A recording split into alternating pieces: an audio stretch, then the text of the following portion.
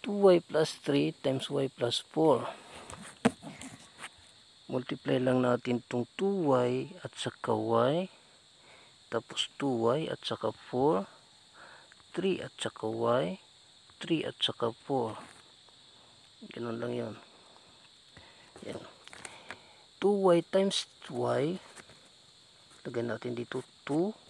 Tapos y times y equals y squared. And then 2y times 4 equals positive 8y. Tapos 3 times y equals positive pa din. Positive 3y. Tapos 3 times 4 equals 12. Ayusin na natin to. Pangit eh. Positive 12. Add natin tong 8y at saka 3y equals 2y squared plus 8 plus 3 equals 11. Tapos y at itong positive 12.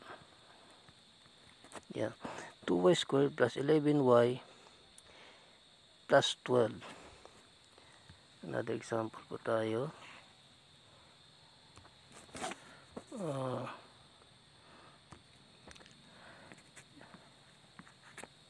3y plus 1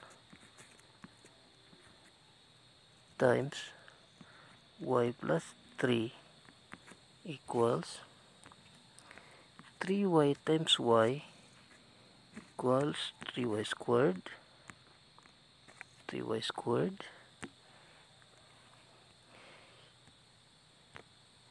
3y times 3 equals 9y.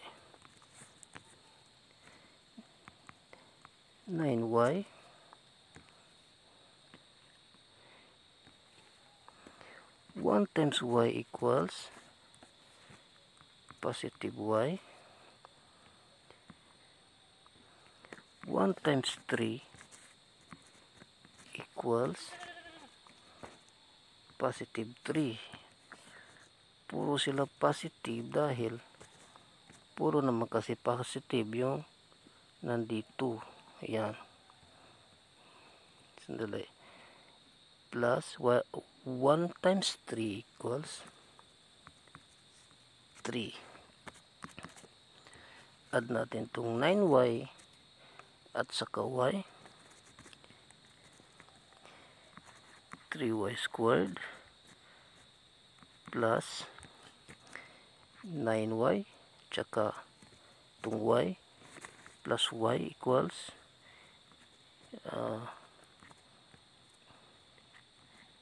10y. At itong panghuli, dugtong natin itong positive 3.